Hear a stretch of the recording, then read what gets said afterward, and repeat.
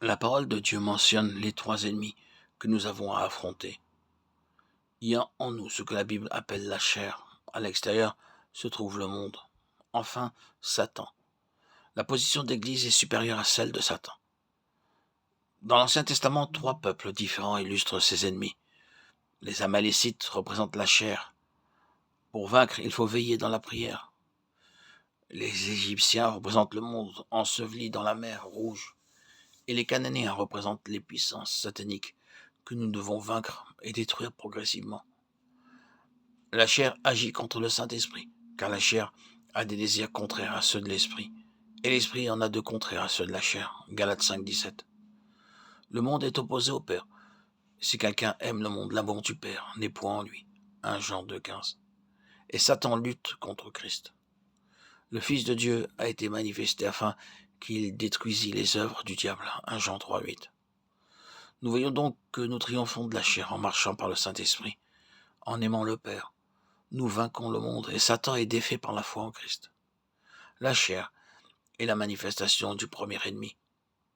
Dans les âges passés, un archange est devenu égocentrique, a voulu s'élever pour devenir l'égal de Dieu. C'est de cette manière que le moi est entré dans le monde. C'est là l'origine du péché, du monde et de Satan.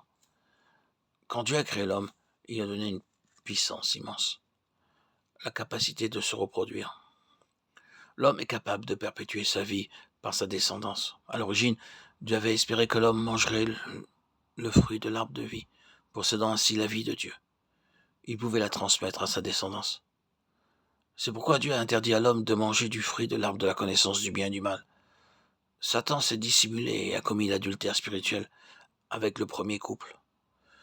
Il inocula sa semence empoisonnée qui se transmet à leur descendance. Satan est le père des menteurs. Jean 8, 44. Sa semence est le mensonge. La semence de Dieu est la vérité. Le principe par lequel Satan a tenté Adam et l'a fait pécher est le même principe qui l'amena à pécher. Satan a son royaume et sa famille. Il veut des enfants pour sa famille, des citoyens pour son royaume, afin d'exercer son autorité. Après la tentation et la chute de l'homme, l'action de Satan fut limitée à la terre, c'est-à-dire au monde. La malédiction l'a frappé.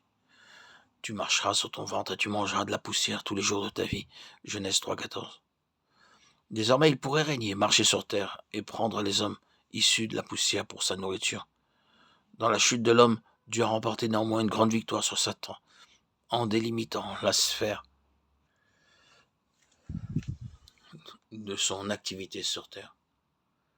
Satan a son organisation, le monde. Il est roi dans ce domaine, et le monde gît dans le méchant. 1 Jean 5, 19.